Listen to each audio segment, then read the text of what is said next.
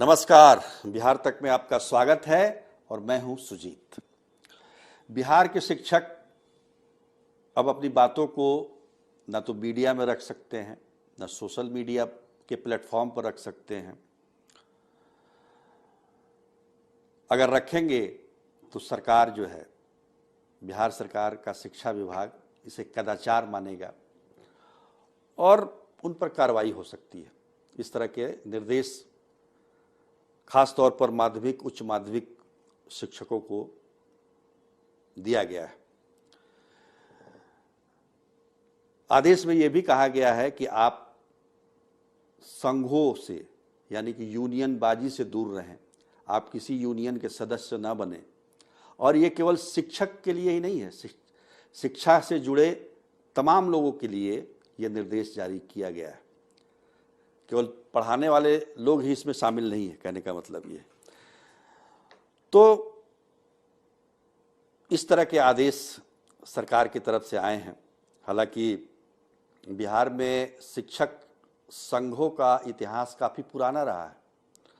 अब देखिए, माध्यमिक शिक्षक संघ की स्थापना पटना में 1925 में हुई थी। ये चल रहा है 2023, यानी कि 98 वर्ष से शिक्षक संघ यहाँ पे चल रहे हैं। उसके अलावा भी प्रारंभिक शिक्षक संघ, कई तरह के शिक्षक संघ है। अब तो नियोजित शिक्षक संघ भी है। तो ये तो रहा इतिहास। अब समझ लेते हैं कि इनका काम क्या होता है। काम ये था कि शिक्षकों की परेशानी को सरकार के सामने रखना। शिक्षक किस दिक्कत में है, उनके साथ कुछ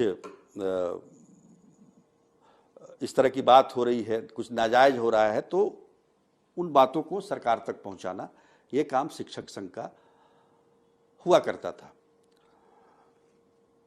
लेकिन कई बार शिक्षक संघ ने दबाव की भी राजनीति की है। सरकार पर दबाव बनाने के लिए ऐसे समय में हड़ताल पर चले गए जब सरकार को इनकी ज़्यादा ज़रूरत होती है। कई बार तो ऐसा हुआ कि 3-3 महीने के लिए शिक्षक हड़ताल पर चले गए। और ये स्कूलों में कम, लेकिन कॉलेजों में ज़्यादा दिखता था पहले के ज़माने में। खैर, तो ये जो आदेश दिया गया है उसमें कहा गया है कि किसी भी शिक्षक या शिक्षकेतर कर्मी की तरफ से सोशल मीडिया साइट, समाचार पत्र या टीवी के माध्यम से अनर्गल प्रचार प्रसार नहीं किया जाएगा। यदि ऐसा होता है तो इसे गंभीर कदाचार माना जाएगा और कठोर कार्रवाई की जाएगी। कठोर कार्रवाई का मतलब आप समझ लीजिए। पिछले दिनों बीपीएससी के तहत जिन शिक्षकों की बहाली हुई, उनमें से एक शिक्षिका बबीता कुमारी मधुबनी की, उन्होंने एक शिक्षक मंच बनाने का प्रयास की शुरुआत की थी। लेकिन शुरुआत में ही सरकार को पता चल गया और उनसे स्पष्टीकरण मांग के उनको बर्खास्त कर दिया गया, तो उनकी नौकरी चली गई। तो इससे आप अंदाज़ा लगा लीजिए कि सरकार इसको लेकर कितनी गंभीर है। अब सोशल मीडिया पर अनर्गल या मीडिया पर अनर्गल आप बात करते हैं तो उसका भी उदाहरण सुन लीजिए। पिछले रक्षाबंधन पर सरकार की तरफ से शिक्षकों को छुट्टी नहीं दी गई थी, स्कूलों में छुट्टी नहीं थी, याद होगा आपको। और इसके विरोध में एक शिक्षक सोशल मीडिया पर सरकार के खिलाफ कुछ बोलते हुए नजर आए, उनकी भी छुट्टी हो गई। तो ये 2 ऐसे उदाहरण हैं। एक तीसरा उदाहरण भी सुन लीजिए। इसी साल जुलाई में नियोजित शिक्षकों को राज्यकर्मी का दर्जा दिलाने के लिए बीजेपी ने एक बड़ा प्रदर्शन किया था पटना में।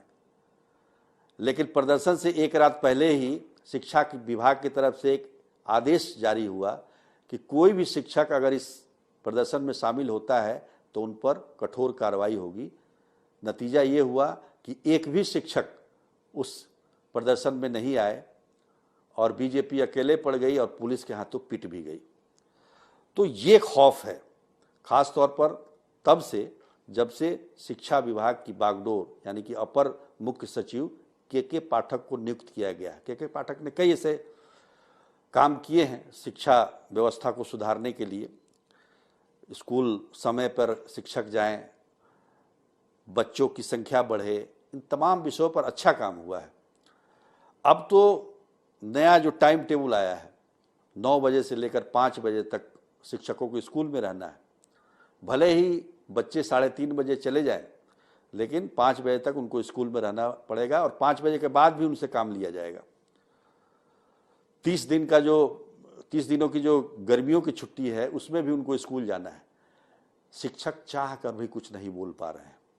उनके अंदर इस बात की पीड़ा है, लेकिन उसको जाहिर नहीं कर पा रहे हैं, क्योंकि जाहिर करेंगे तो ये कदाचार के श्रेणी में आ जाएगा और कठोरतम कार्रवाई हो जाएगी।